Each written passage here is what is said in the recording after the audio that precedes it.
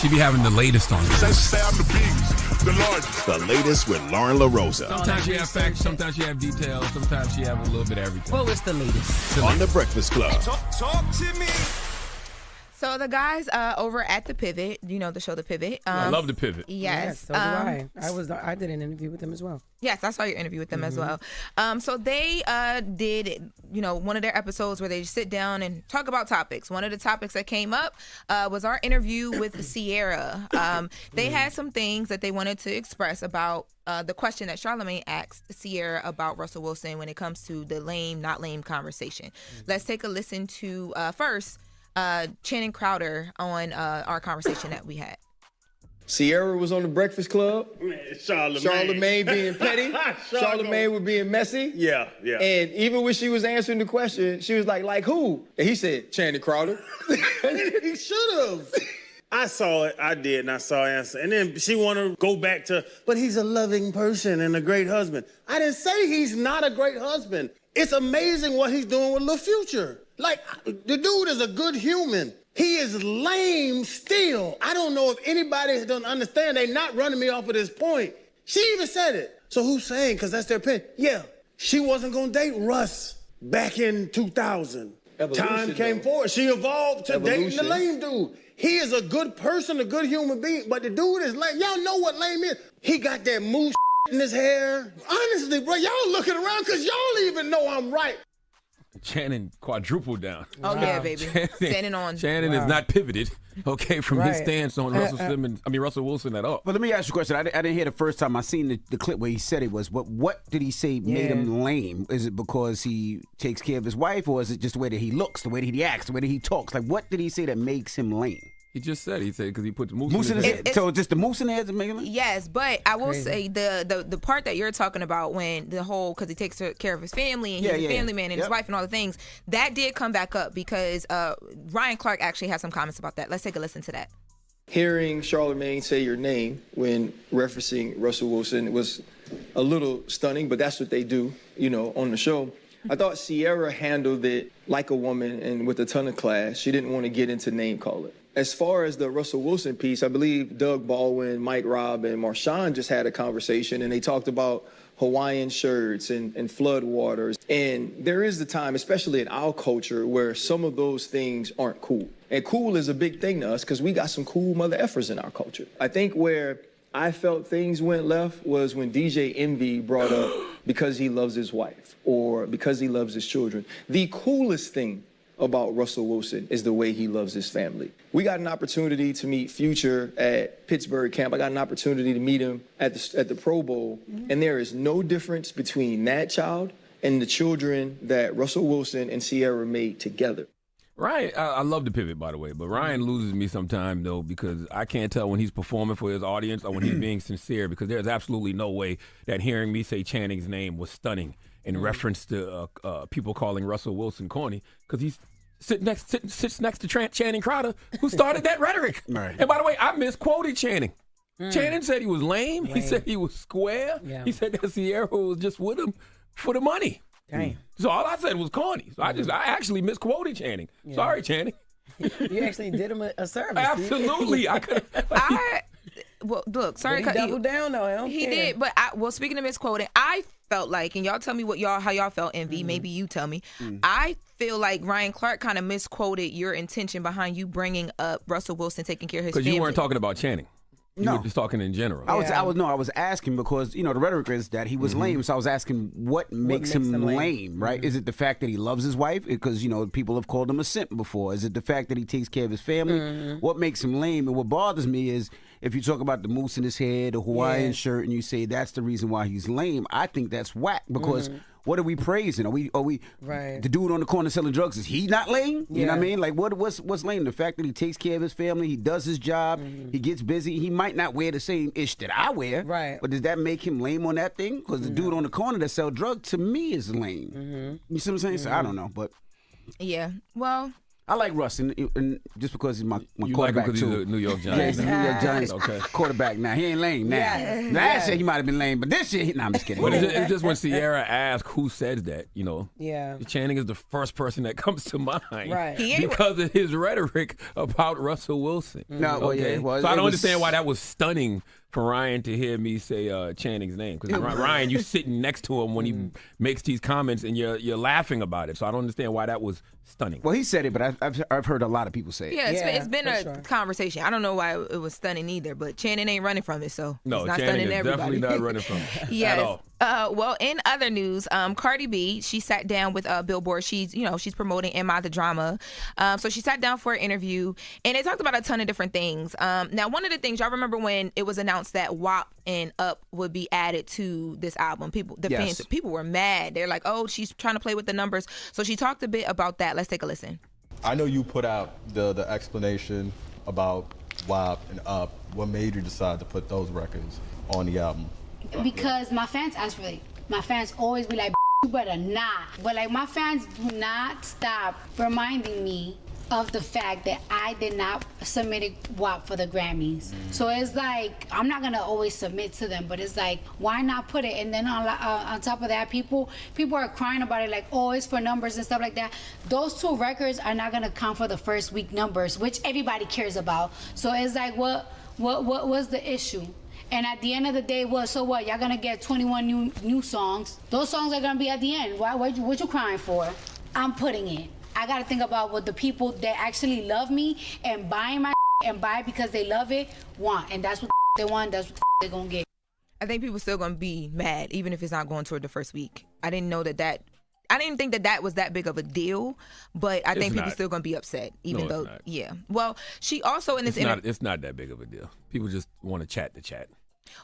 very much so. I mean, but Cardi is in she's in the people. She's in tune with her fans. She listens. She responds. You see Cardi yesterday selling CDs? Yes. So Cardi yesterday was in the street selling CDs. Now the CDs she's selling, because artists release these vinyl hard copies, or vinyl and then hard copies of their albums sometimes.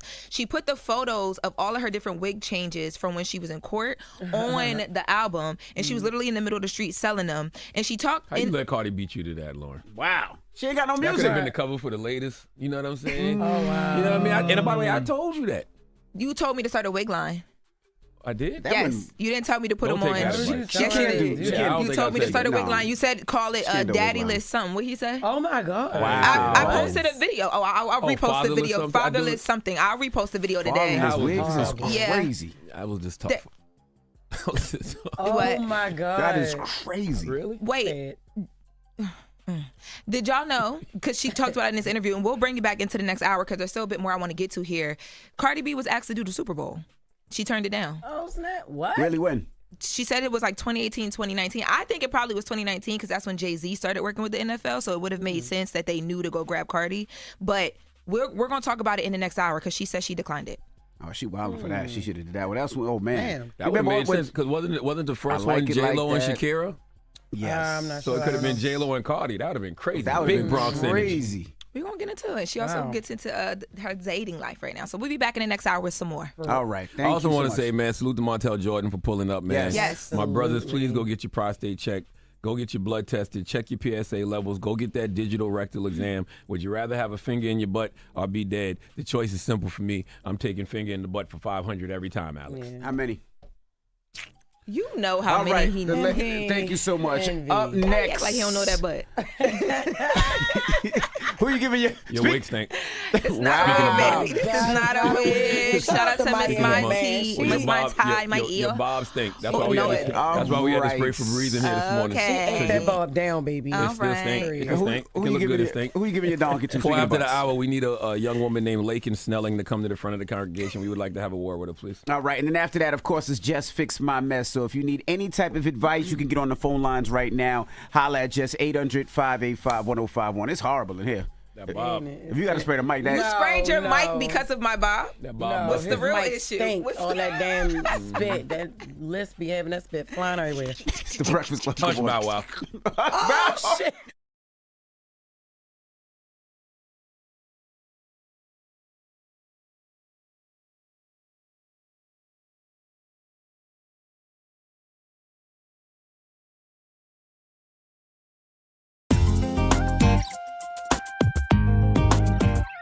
I knew Ray J coming here was going to be a disaster anyway. It was a disaster last time, but this time it was like astronomically catastrophic. I don't even use those words. Makes it from my ends. Go, Ray J, sit your ass down.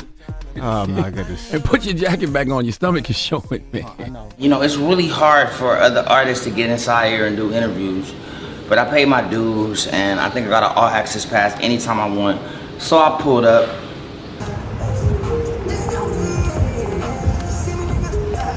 You know, Ray J hit me up and wanted to come on the show. It's hard to tell Ray J no, man. He was our first Breakfast Club guest ever. The first time there was ever a guest in studio on the Breakfast Club, it was Ray J.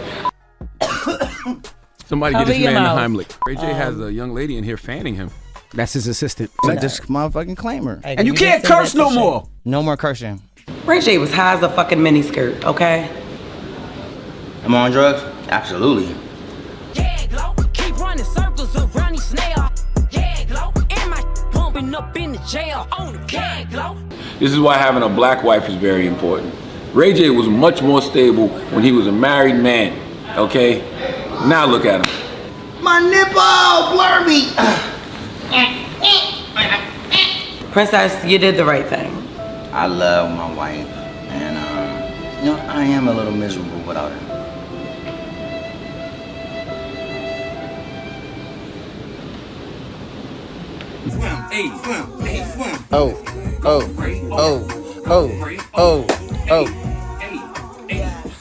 You can never truly prepare for Ray J. I was born in 1978, so I grew up in the era of when Michael Jordan was just completely dominant, and they used to always say you can't. I need to be a donkey, man. Hit me with the heel. Did she get donkey today? Please tell me. Absolutely. I had become donkey of the day. The Breakfast Club, bitches. Donkey today for Thursday, September 4th. Today is Beyonce's born day. Period. Yes. Drop on the clues bombs for Beyonce. You know I'm a Pinkett Smith, Winfrey, Knowles Carter. But Donkey today for Thursday, September 4th goes to Lakin Snelling. Okay, she is 21 years old, and she was the University of Kentucky cheerleader. University of Kentucky, as far as I know, is a great school. Drop on the clues bombs for the University of Kentucky. I'm telling you right now, I'm only saying that based off the history of their basketball program, okay? I know nothing about the school other than their basketball program. I was born in the 1900s, 1978 to be exact, so I remember Coach Rick Pitino, okay? Coach John Calipari, Parry, okay? Players like Jamal Mashburn and Anthony Davis, and Julius Randle, DeMarcus Cousins, John Wall, just to name a few. So when you hear me say Kentucky is a great school, I'm only basing it, okay, off the quite a few times I've seen them in the Final Four. Now, Lakin was a cheerleader.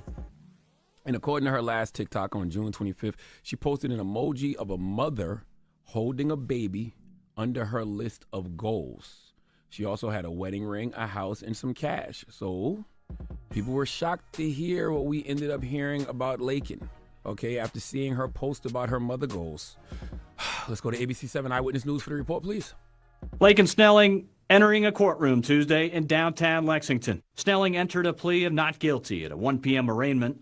The 21-year-old was arrested by Lexington police, charged with abuse of a corpse, tampering with physical evidence, and concealing the birth of an infant. According to an arrest citation, officers were called to her home last Wednesday after a dead newborn was found hidden in a closet. The citation says the infant was found wrapped in a towel inside of a black trash bag.